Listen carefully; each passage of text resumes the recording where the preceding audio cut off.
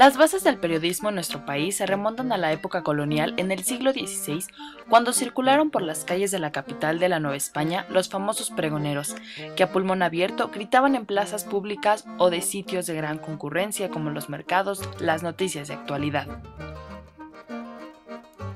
La llegada de la imprenta a México ocurre en 1539, cuando a instancias del arzobispo Fray Juan de Zumárraga llega a radicar en la capital de la Nueva España el impresor italiano Juan Pablos.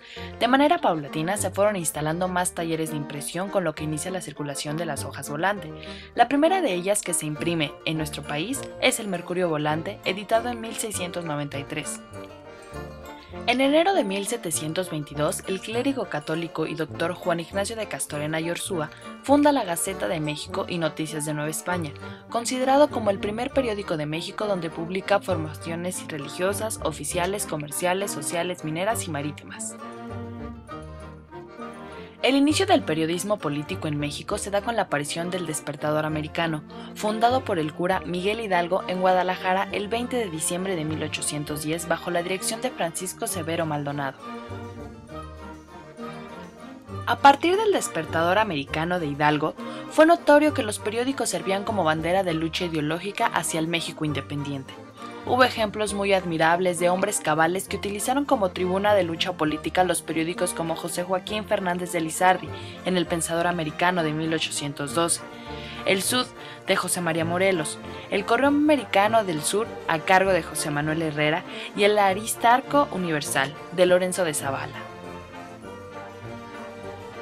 Con la Constitución de 1824 se instauró el régimen de libertad de prensa y con ello se amplió el marco jurídico para el desarrollo de la actividad periodística en todo el país. Fueron los periódicos El Ateneo Mexicano y Siglo XIX de 1840 y El Monitor Republicano de 1844 el conducto para difundir las ideas liberales de Francisco Zarco, Guillermo Prieto y Andrés Quintana Roo, que tuvieron efecto en la comunidad pese al analfabetismo y aislamiento de los centros poblacionales en todo el país. Durante el periodo presidencial de Benito Juárez, mejoraron bastante las condiciones de libertad de expresión y especificadas en la Constitución política. Al asumir la presidencia en 1876, el general Porfirio Díaz se encontró con un periodismo muy combativo. Por tal motivo, decidió dar un nuevo cariz a la política de prensa a partir de su segundo periodo de gobierno, 1884, a través de la subvención, o sea, entregar cantidades fijas de dinero, subsidio mensual o quincenal, a los periódicos y evitar así en lo posible las críticas a su gobierno. A mediados de 1800 se inventa la fotografía y así José Guadalupe Posada se asocia con los periódicos para anunciar las calaveras. El Hijo del Aguizote fue un periódico demasiado crítico, era coleccionable, criticaban mucho el gobierno de Porfirio Díaz y acabaron quemándole su imprenta. A principios de este siglo teníamos la existencia de 200 periódicos, pero sin validez nacional. Por eso fue que sacaron en 1918 el Universal y el Excelsior, que son los periódicos más antiguos de México. De 1917 a 1927 se encargaron de destruir la reputación de los presidentes. En 1929 se forma el Partido Nacional Revolucionario. Sacó su propio periódico porque no tenía mucha fama, el Nacional Revolucionario.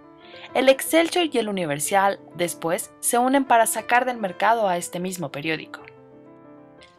El primer poema de Octavio Paz salió en El Nacional. De este periódico salieron los mejores escritores y se convirtió en uno de los más fuertes. PIPSA es fundado por Lázaro Cárdenas. Es la única empresa autorizada para exportar e importar el papel. PIPSA impulsó a muchos editores como El Heraldo, El Sol de México, etc. En 1968 fue la masacre de los estudiantes de Tlatelolco. Los medios de comunicación defendieron mucho al gobierno por todos los viáticos que les daban.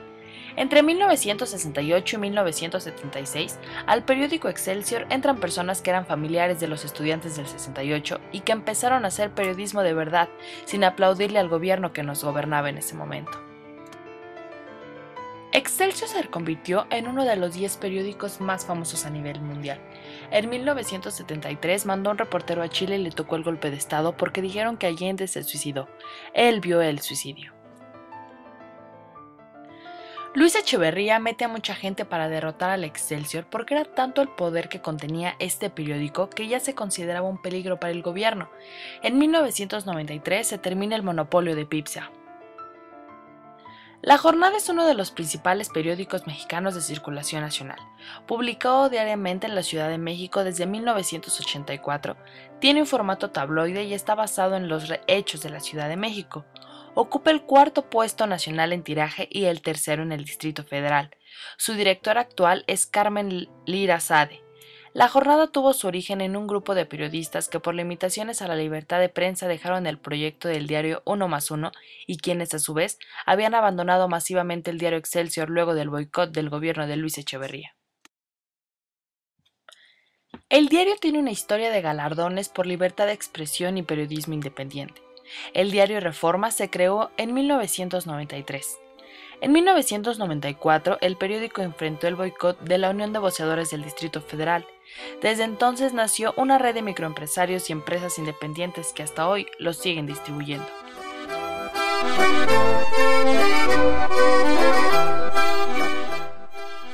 Los principales diarios de México son El Universal, La Jornada, Reforma, Excelsior, La Crónica de Hoy, Milenio, 1+1, La Prensa, El Sol de México, Diario de México, Impacto, Rumbo de México, Imagen, El Día, La Razón, The News, Publimetro, Más por Más, El Nuevo Mexicano, El Gráfico, Basta, La Afición, Esto, Ovaciones, Estadio, Récord, Esporte, El Financiero y El Economista.